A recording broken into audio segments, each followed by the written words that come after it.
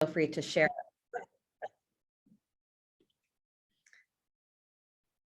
And again, I'm just going to wait a couple more seconds before we get started. We've still got some folks coming in. This is great. Looks like we have lots of people thinking about starting their own projects here today. So this will be a really helpful conversation with Sean.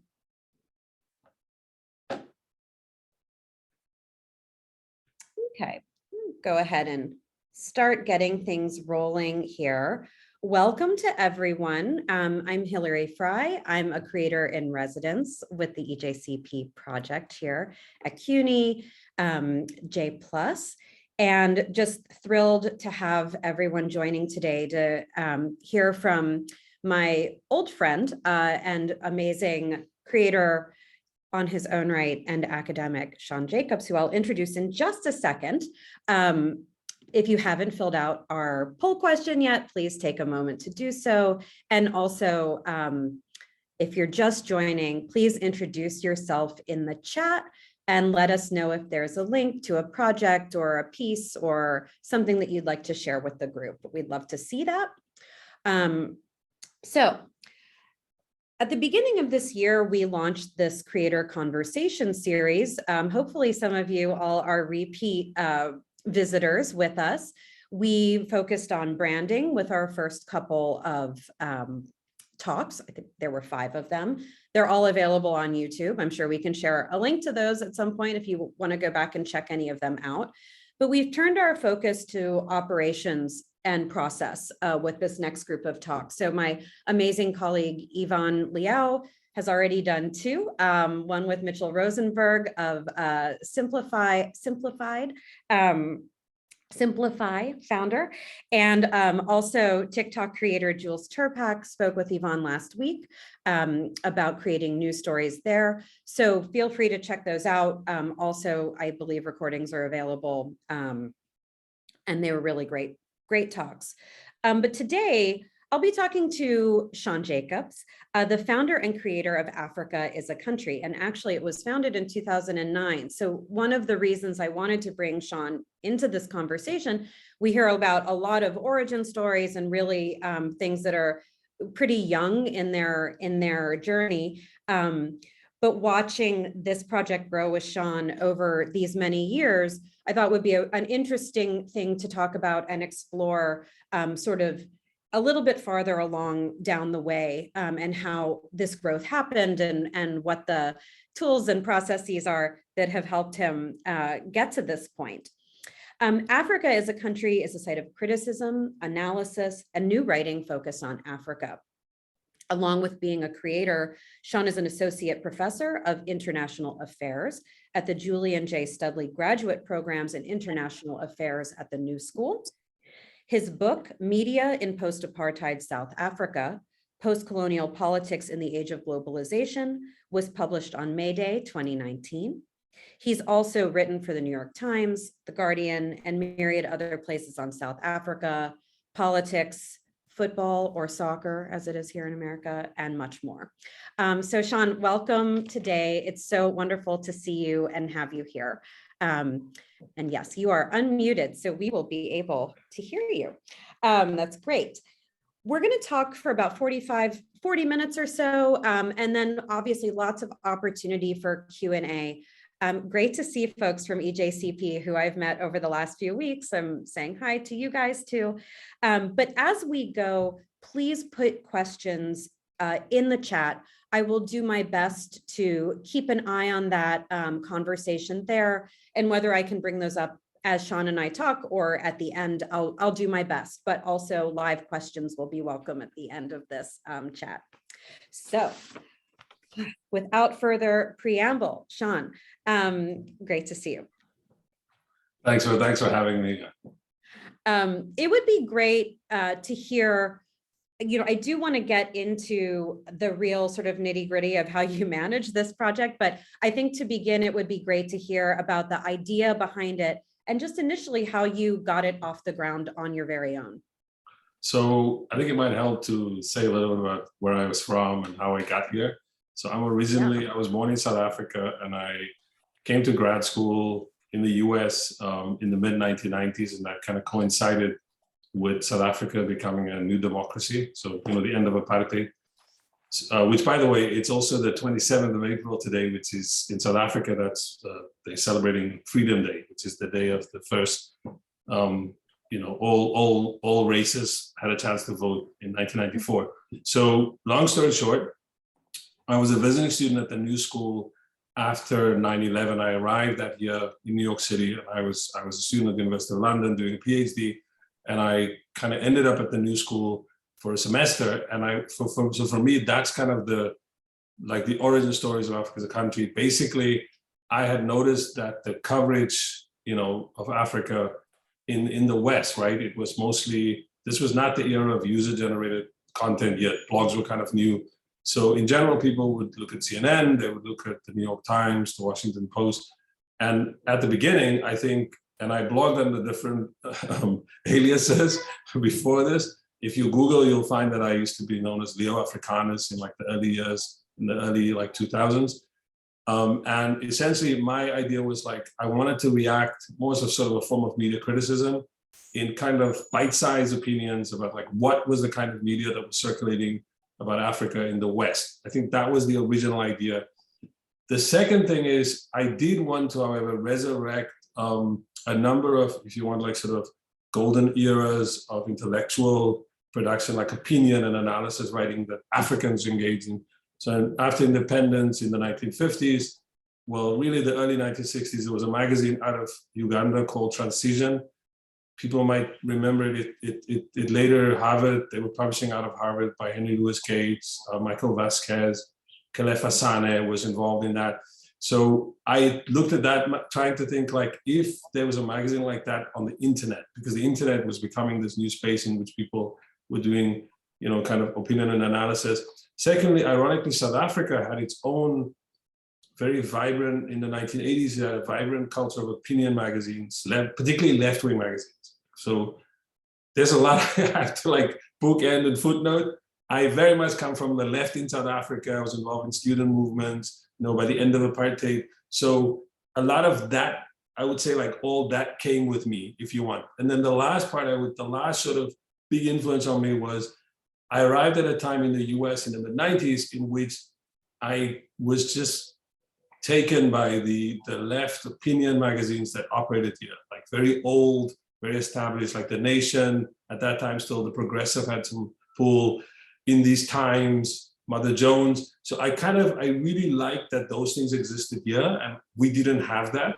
And so my idea was how could I bring something like that to the web? Now, I have to say, at that point, I don't think people thought of the internet as opinion and analysis. I think those spaces were still mainly occupied by the mainstream press. And then the rest of us, we would sort of just react.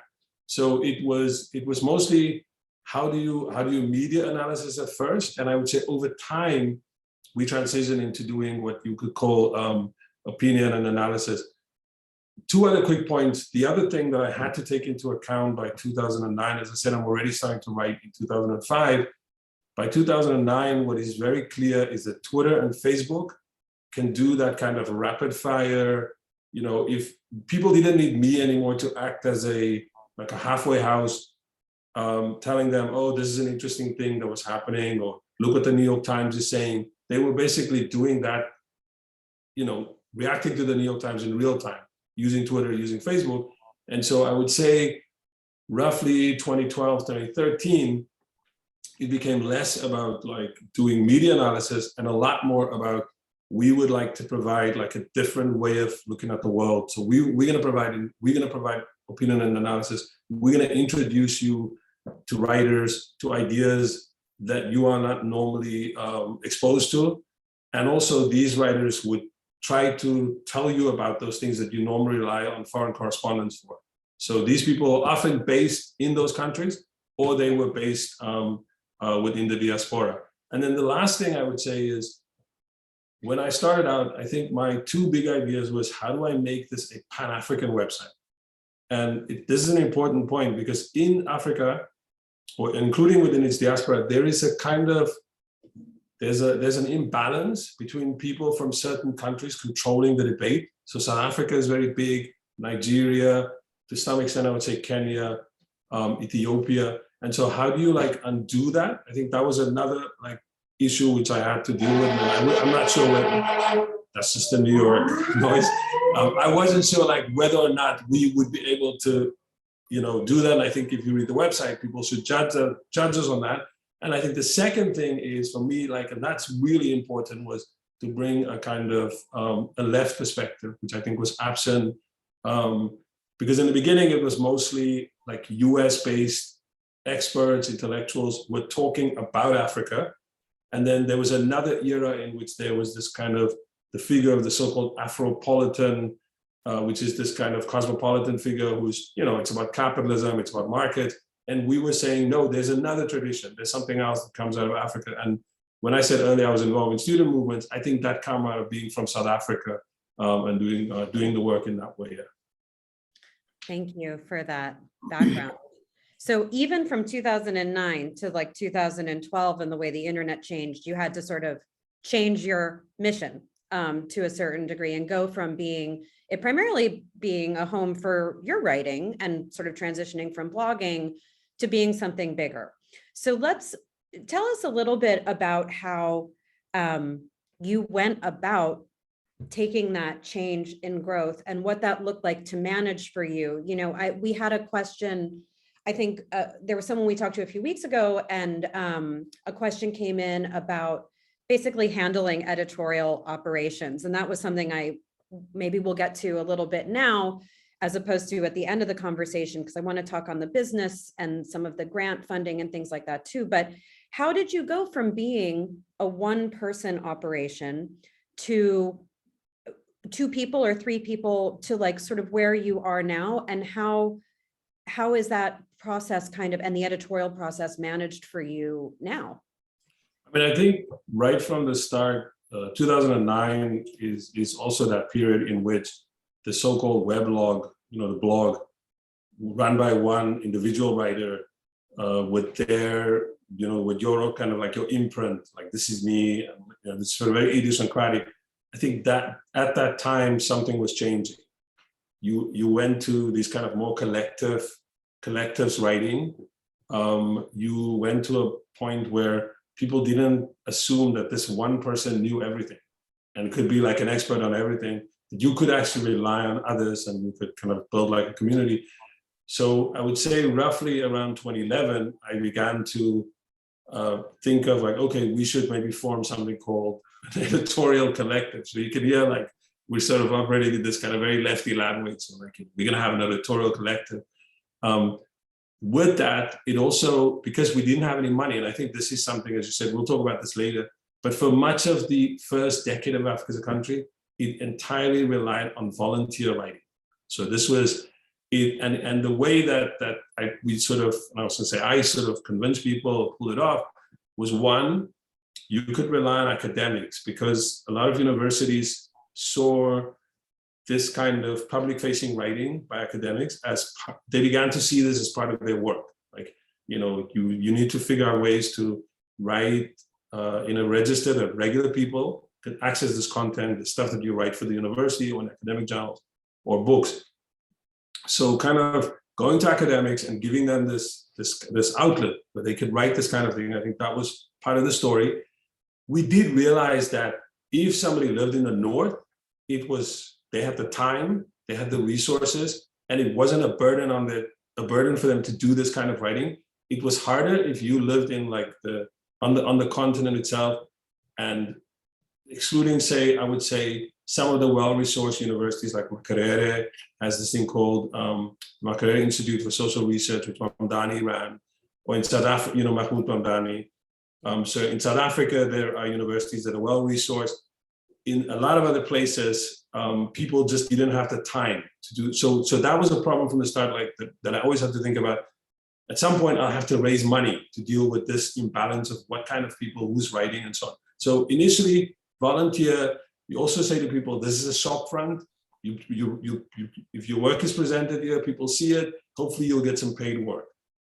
Thirdly, I could only rely on people to stick around, I would say, at a minimum for 6 months before they began to say like, but I need to pay bills, or I really want to make this a career. At best, they would stick around for like a year.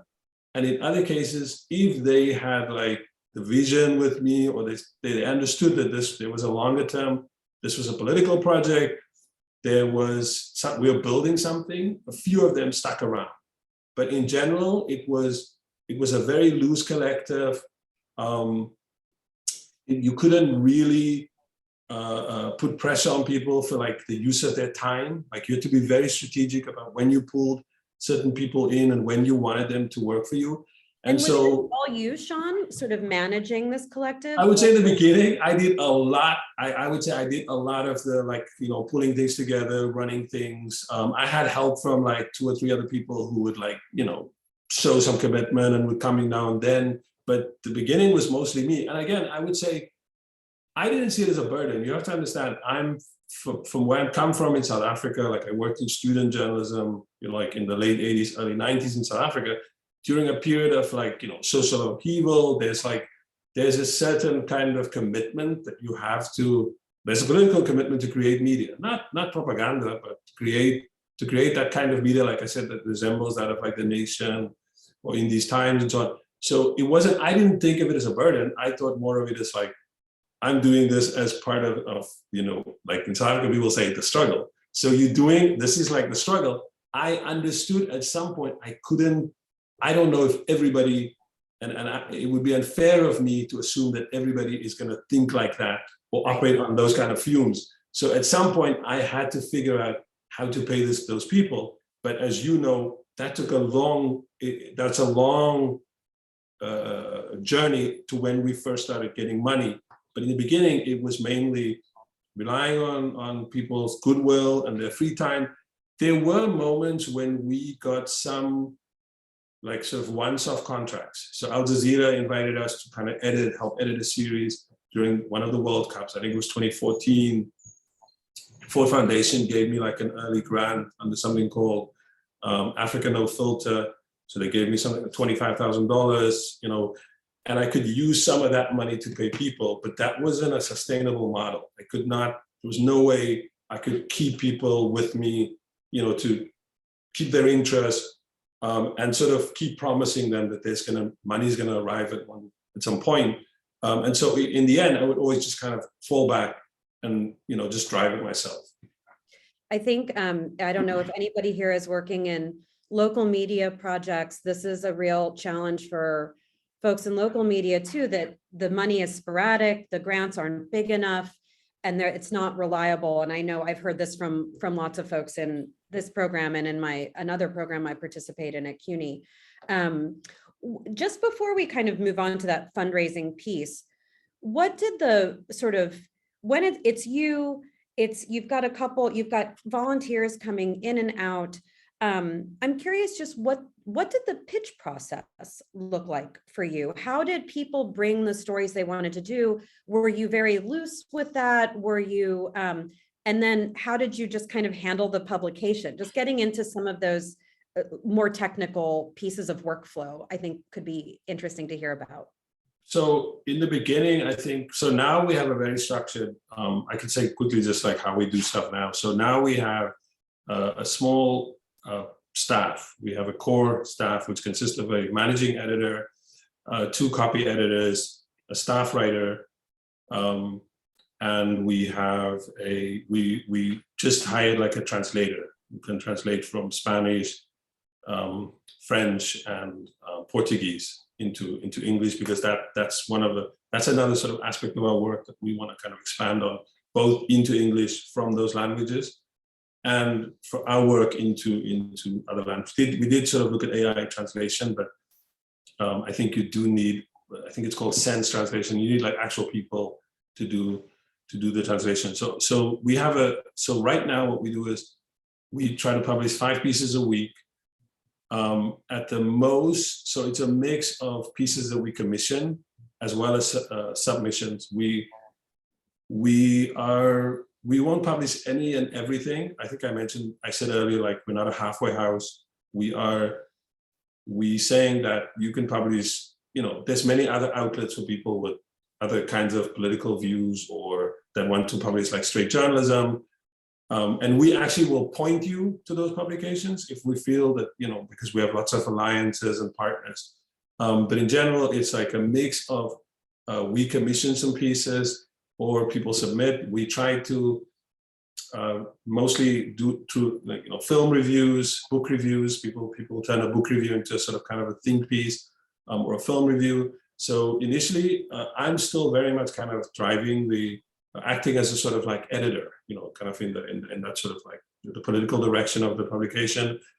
We have line editors. Some of these line editors still sit on our editorial board. So these people, we have a small editorial board. It's more like a sort of form of social capital. These are people that have worked with us from the beginning, been around. So this is like a form of, we can't pay you in dollars, but we pay you in this is, you can use like, I'm with Africa as a country, and it's a form of reward. You can claim this work also for yourself. We have a number of contributing editors. Contributing editors, if they submit ideas, they actually get paid. So contributing editors, their pieces are considered commission. If a piece comes in, it goes to these line editors. The line editors will work with the writer. I often give like a first cut. I look at something and then pass it on. It goes to copy editors. The copy editors directly liaise. Once it gets to the copy editors, that's when we're like, okay, it can go now, it can get published. They can directly liaise with the writer. And then the managing editor is actually acting like kind of a showrunner in all of this, in making sure it gets to publishing. We use Trello to manage the whole system. We do produce other things, like we produce a podcast once a week, which is the staff writer, that's part of his contract to produce the podcast. I worked for the first year, we produced 40 episodes, and I produced it with him. Now he's responsible for it himself. He lives in Johannesburg. We produced a radio show, which is a music show, which our managing editor produces. He's also a DJ, producer. You can look him up, Chief Boima Tucker. And then we hired a video editor during the pandemic. I will say that we haven't been as successful or prolific in producing videos. We wanted to produce more explainers. I think we've produced like maybe 2 or 3. And right now we're working also on a documentary film because we got some funding. I know we're going to talk about funding. We got some funding from OSF for a climate project. So we're making a documentary film about land, mining, and so on. It just happens to be in South Africa because there's a big social movement there. So that's kind of where we are now. In the past, like, and I, because I won't say much about that because I know you want to move on. In the past, I think it was a lot less organized. It was just, like you said, it was ad hoc. It was kind of like, stuff comes to me. I'm doing a lot of the line editing. I even did the copy editing, even though I wasn't like, I wasn't good at it. So a lot of mistakes, I think, crept in the past if we did it, but I think we've improved a lot because the people we hired, we have one of our copy editors is very experienced. She worked in a lot of like small independent magazines that are published on the African continent. And the second is a grad student who's currently at, I think, Oxford. She's Libyan. I think she did an undergrad at Harvard. She's the other copy editor. So now we have like a much more kind of structured, we have like a staff who can do the work. But I think in the old days, it wasn't like this. It was very ad hoc. There were times I would say that the site suffered because of it, the quality of things that you saw on the website. And I want to make one last quick point. We have developed like a reputation for publishing things that say other people won't necessarily publish on African subjects. So if people aren't publishing this kind of very pessimistic account, or placing the Western at the center, which the sort of typical stuff, or now the sort of Afro-pessimist accounts of Africa, we're known for publishing, kind of like publishing something that's challenging and that's going to challenge your view on how you're thinking about, I don't know, Rwanda, or how you're trying to understand the Arab Spring, or the politics of former liberation movements. Like, so people are like, okay, I can send this to Africa's country. So the result is we get some really, there's a number of writers who they don't necessarily have to come to Africa as a country. They can go to the Atlantic, they can go to the New York Times, but I think they still feel loyal to us, and they give us stuff. So it's this kind of mix of, there's a core group of people who have stood with us, love us. There are, there's a younger group of people who want to kind of get a name and use us as a shop front. And then there's the people that we, that have been part of our contributing editors, our editorial board, that we can count on. Yeah, that's really interesting. It's also, it sounds like, just to sort of sum up that journey a little bit, going from you to this like full on media website, business, nonprofit kind of model, the mission has also clarified over it as it's become more organized. The mission has sort of clarified a little bit more too, so that it's really become clearer and clearer if a writer is going to come to you, or if somebody's going to have an idea, the space that you occupy. And sometimes it takes time also to really define that space, right? And you're reacting to the world around you and sort of changing along the way. That was really helpful. I also love going from it being totally ad hoc to like using a Trello board. That's really well, Slack. We've used Slack, and we realized Slack wasn't that great. At some point, we used Dropbox. We quickly moved from Dropbox to Slack, and then we just moved to. I think we found that Trello is probably like the best system. Yeah. And you must be also, I mean, just a quick question, managing people across multiple time zones. I mean, you're in New York most of the time. You have somebody in London or in Oxford, it sounds like. So what is that sort of challenge like? Do you have meetings with folks? Yeah, we do have, you have to have regular meetings. We've learned that we have a staff meeting every fortnight. I mean, because again, as I said, we only publish like 5 things. There's a lot of autonomy. So the media, there's almost, I feel like 2 subgroups. There's like media, which means film and radio. And then there's, if you want, text. So there's like 2 separate meetings. So I meet with the staff writer once a week. We call it like the news editor meeting. On Mondays, we have then a regular staff meeting every fortnight. On a Monday, then the managing editor meets with the podcast, the staff writer who then doubles as podcast producer, presenter, as well as with the video editor. So there's a set of regular meetings. I meet also regularly, at least I would say every 3rd week. I talk, and just informally, I talk to the managing editor regularly. He used to be my grad student at the New School. So, there's a level of kind of informality, but also sort of we needed to have a formal structure.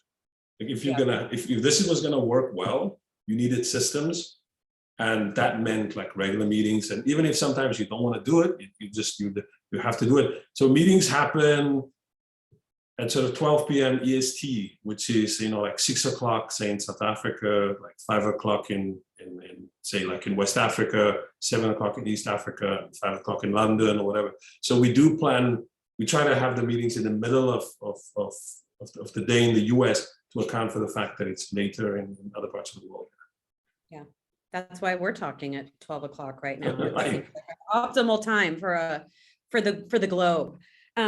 So let's talk about what allowed this growth, which was ultimately, sort of getting off the 6-month to 1-year cycle of volunteers to letting you really create a staff that's helped bring this into its full reality.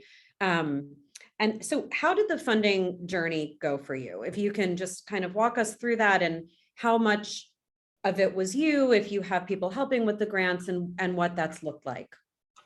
So I will say that consciously in 2014, we decided, okay, we need to, you can't operate, like I said, on this kind of volunteer model forever. You can't count on people's goodwill. And you needed to find a way, because that's also that era in which in social media, people were saying things like, I want to be paid for my labor. Like that was like that moment there was all kinds of scandals. People are getting screwed over. My alma mater, having there you go. So network. So Yeah. I actually did write like sort of like at the beginnings of HuffPost. If you Google me, you'll find my little HuffPost pieces that I wrote for HuffPost. I was like, oh, I was writing for free. But I would say 2014 was when we consciously said, okay, we need to like dissolve this idea of the editorial collective.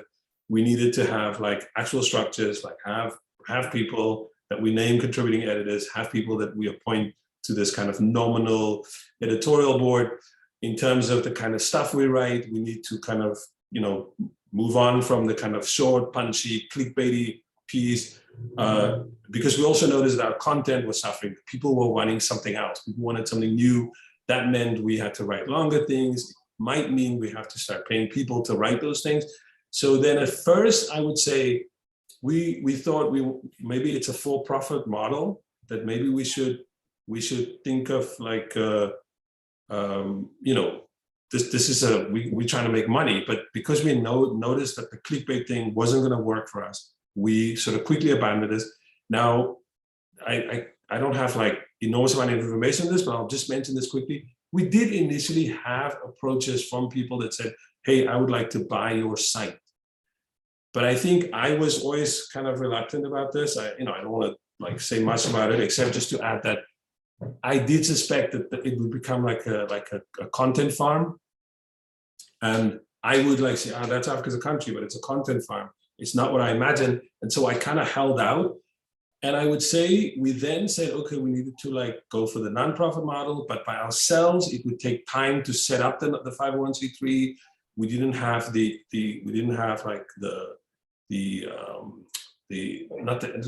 infrastructure, but the people, like the expertise to help us do that. We'd have to like talk to a nonprofit center. I think there's one here in New York, but that would take time. So then we it's almost by sort of fortuitous, we were thinking of doing a print magazine.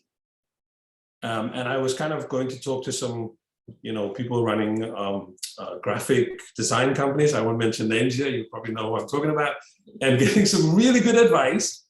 And just by chance, I approached, and this is actually where I think the story starts. I started talking to Bhaskar Sunkara from Jacobin, and I want to give a lot of credit to Bhaskar as part of this journey. He's probably, I hope you have him on at some point.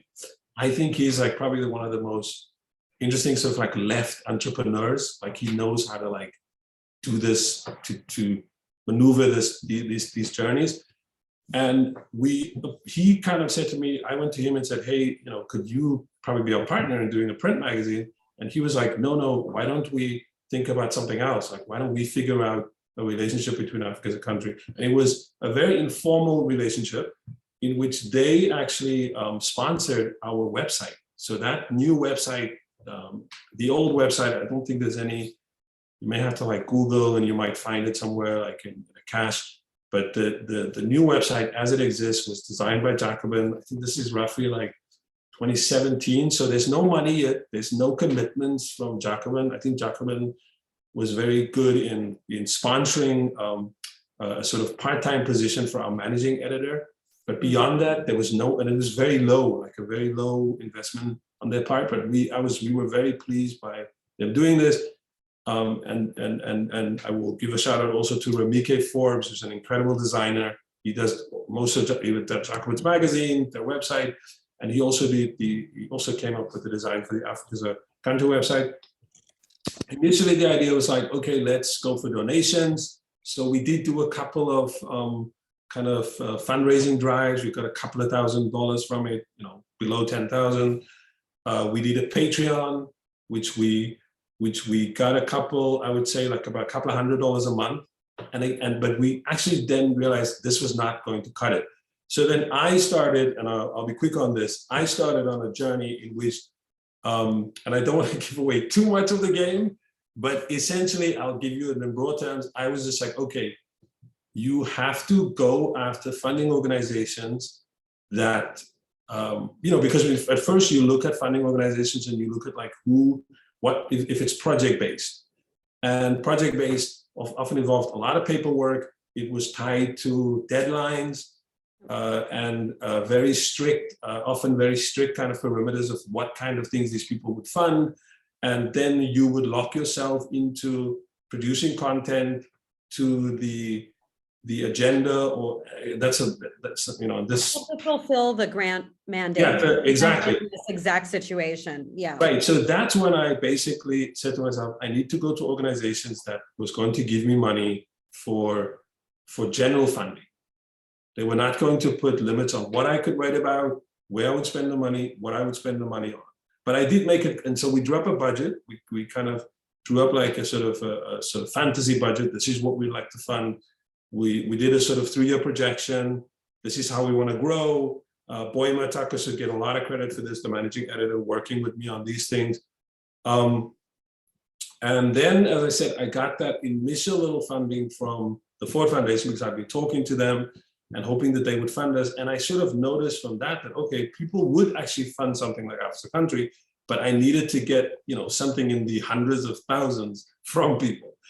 And I would say the 2 organizations that the OSF came through. So I had some connections with OSF, and so the point I was going to make, which I'm sort of now moving on from, was I realized that it was going to be about relationships. It was going to be about not going through these like formal processes, but using like connections, using people in those organizations who were impressed by or loved Africa as a country. I had to like basically approach them in informal ways and kind of get a sense from them whether they would support Africa's country. And then 2 quick last points on this. And it also involved doing these kind of like cold call presentations. So I would go and just give presentations at funding organizations with I had no guarantee they were going to give me money. It was under no specific project of theirs. I just went in and I had like a little standard presentation. This is Africa's country. This is where I'm coming from. This is where I want to go. Would you support this work? Often I would just leave with nothing, but I always understood that at some point something was going to come around. So we got initially we got a grant from OSF, a sort of general grant that was over 3 years.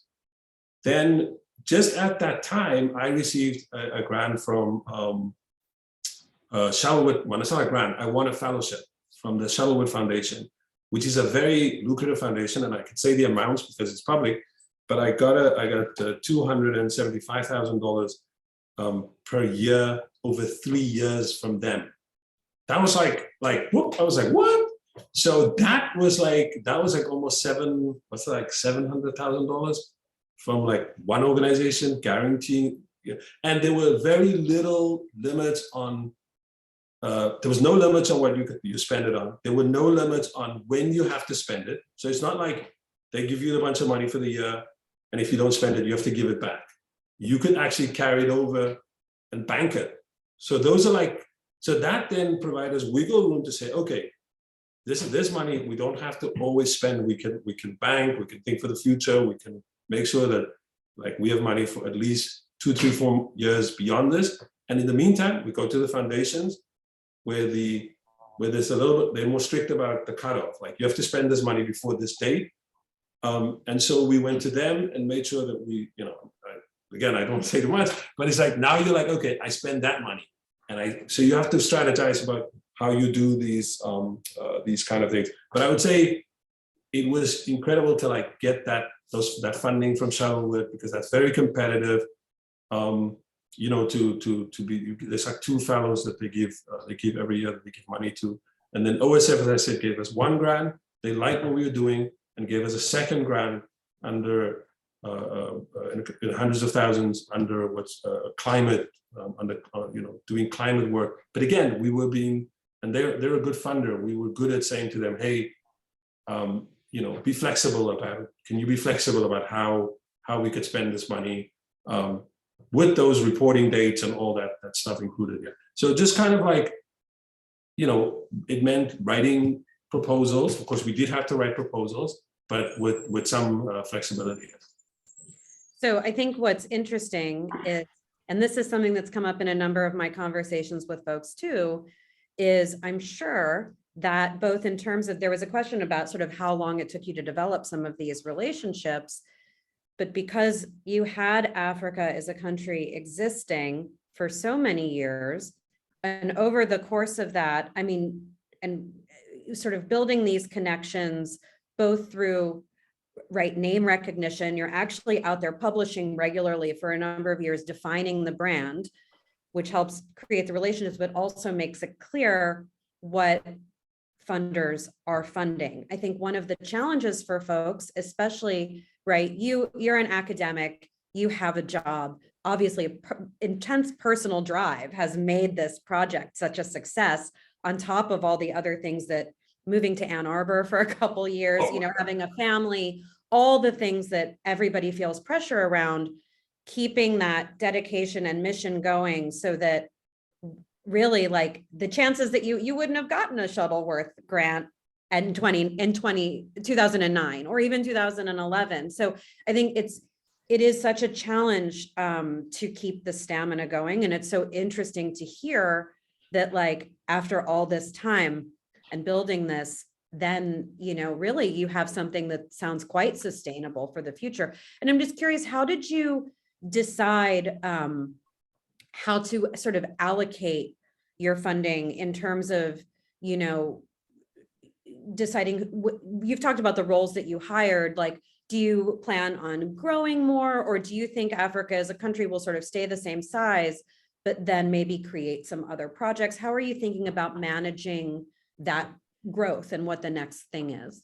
So before I answer that, I will just to respond to what you were saying sort of about being in a university and being a professor and so on. I would say that it did help that I worked at the New School.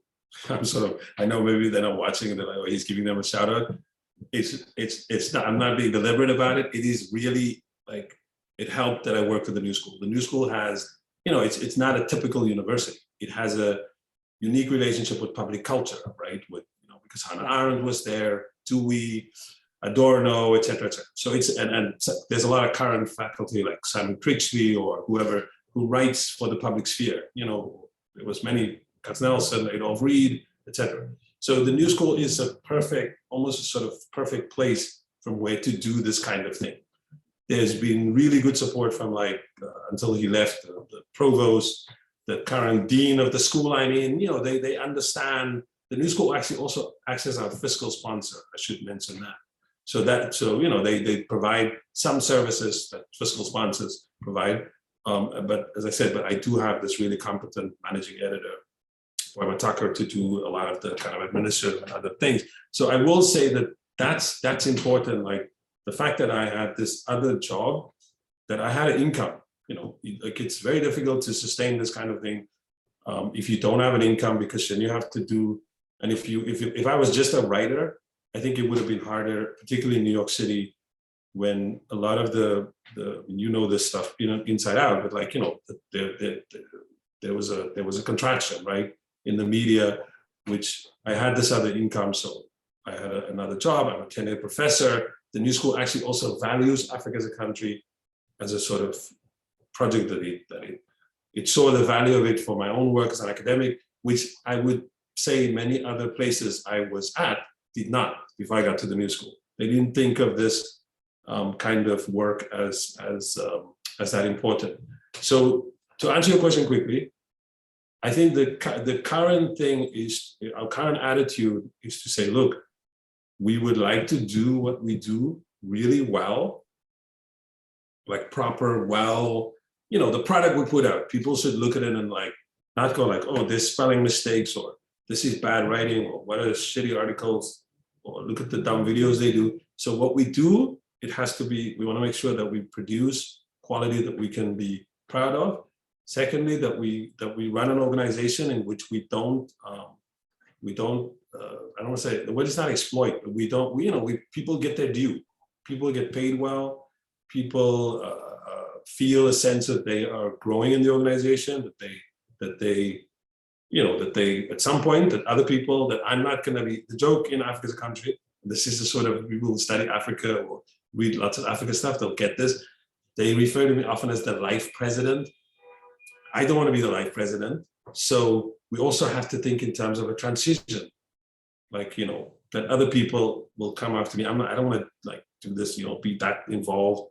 Like you said, it's a lot of time commitment. It's a lot of energy, and you neglect other things. So we do think about those things. We try to run this thing very well, but we also realizing that there are areas that we would like to develop in, like we want to produce not just one podcast, but almost like a sort of 3 or 4 podcasts that we run on, on a rotation every month. We want to produce more film, more documentary. That's why we hired like Ebony Bailey, who's she's part Mexican, part African American, lives in Chicago, lives in Mexico. She's our video editor. So we kind of we start hiring people that we're like, we wanted, there's certain things we would like to do. We would like to arrive at a point where we have a staff writer, not just in Johannesburg, but maybe also in Lagos, and maybe also in Addis Ababa, and maybe somebody who's dedicated to covering the diaspora. So there's like things that we do have planned, we have a lot of plans, but I think we're very aware that you want to do what we're doing now, we want to do it well. And we want to secure the positions of the people that we have. And we want to change, not everybody is full-time, some are full-time, others are part-time. And we want to change the part-timer positions, into it won't be like fully full-time, but it may be something a little bit more permanent, something that these people can at least plan their lives. So those are like things that I would say is more like, those are my priorities. Of course, we would like to grow.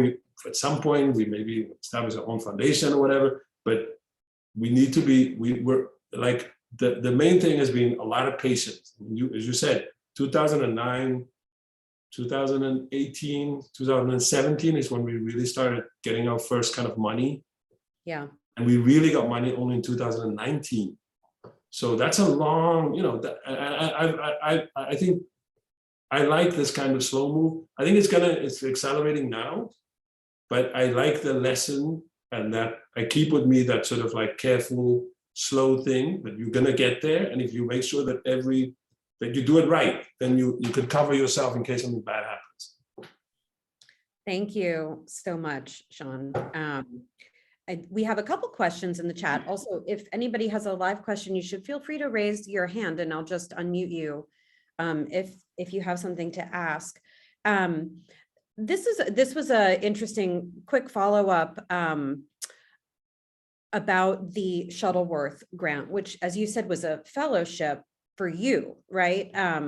And how are you able to operationally move that money to Africa as a country? Could you just talk about that a little bit? So the way it worked, the first year when I got it, I was actually on leave. I got a leave, and so in my case, because I was on leave, they paid me. The prize is you individually, you get compensated in the form of a salary. So if there's someone here, and there are fellows like that who are not affiliated with some university or work in an NGO or is a journalist who works for like a media company, but they are on their own, then you actually budget. You tell them like what is the level of compensation equal to whatever you enjoy if you were not having the fellowship. So you get that individual money, but then they give you what they call the project funding. So that 275, that's project funding. And so therefore, it's, again, as I said, it's not like you have to like account for like every dollar or whatever, but you're basically saying, in general, you have to have a budget. But the 275 is what went to the organization. Got it. Yeah. That's really useful. Thank you. We had a question about the quote on the wall behind you. Would you mind telling us what we're looking at? That's Thomas Sankara, and it says you cannot carry out fundamental change without a certain amount of madness. So Thomas Sankara was like, he was from 1983 to 1987, he was the leader of Burkina Faso. He was a soldier, but he was a sort of different kind of soldier, and he wanted to undo the legacies of French colonialism and Africans' dependence on, unequal role in the world economy. And sadly, because of a conspiracy of some of his own soldiers aligned with other regional actors, France and the US, he was murdered in '87. And actually just about a couple of weeks ago, we have a piece on the website, actually last week or something, there was a court case in Burkina Faso where finally his killers were found guilty. Now this is a plug, that's a set of posters that we sell.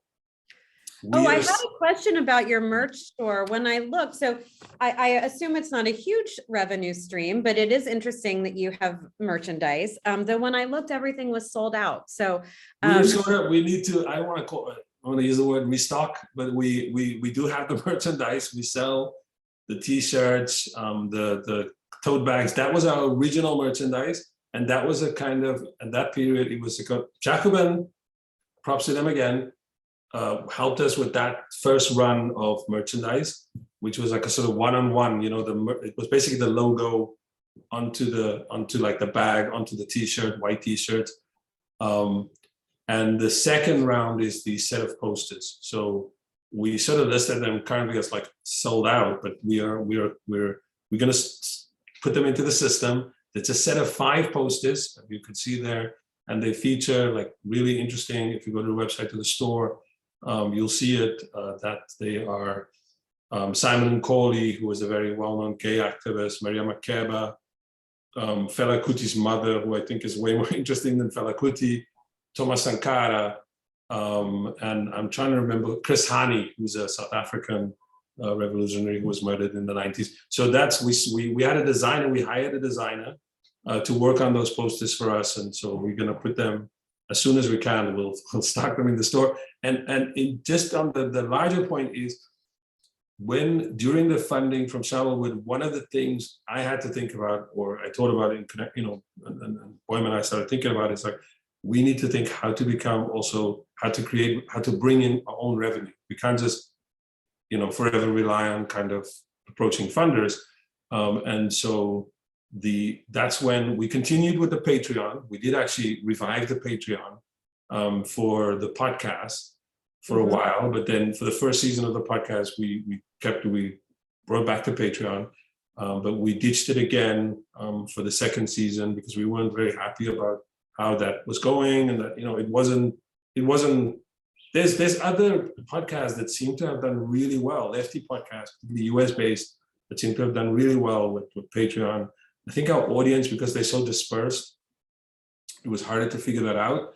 And so we decided again that probably selling merchandise would be the thing, and we're gonna put these posters up soon. Yeah, nice. I had a question for you, and there's one more in the chat I'll get to too. Going back to, you talked about having to like sort of cold pitch folks and going in and doing a presentation, and this is something also I hear, especially from journalists. We're not all natural salespeople. I think you might be, Sean. I know you well enough to imagine, like, you're an incredibly social person, and like, but how did it feel? It's still a shift, right? Going from just like having a conversation about a passion project to going in with the intent to get money. Yeah. And what was that like for you? And do you have any sort of tips for folks for when they get to that stage? How do you kind of close, not just talk and promote, but actually make it something that has an outcome? I mean, I think there's a lot. For the foundations, I would say there's a lot of like informal, what do you call it? Like, warming people up. Like, what is that like? Like chatting with them, meeting them for coffee, lunch. Like it does involve, there's a lot of social work that you have to do. I will say also, I forgot to mention, my background is I have a lot of, so South Africa, I come from South Africa. It has a really small sort of literate elite. Everybody knows everybody. And if those people are dispersed around the world, chances are, and I'm also of like that generation, which we are like the first ones to sort of kind of imagine freedom. So a lot of opportunities sort of opened for us after Nelson Mandela came out of jail. We're still young when we get the chance to vote for the first time. So I kind of know also like people, do you know what I'm saying? Like, kind of the people in the right spaces. I take it, I'm also the kind of person who loves advice, who likes input. I'm not gonna, if you tell me that's not well written or crap, I'm not gonna take it personally. I actually take that on board. So I feel like that quality helps. Like if you are open to taking counsel all the time, taking on board people's opinions. And like I said, it does help to do a lot of research and to find like who do you know in particular organizations and kind of linking up with those people. I think those things help.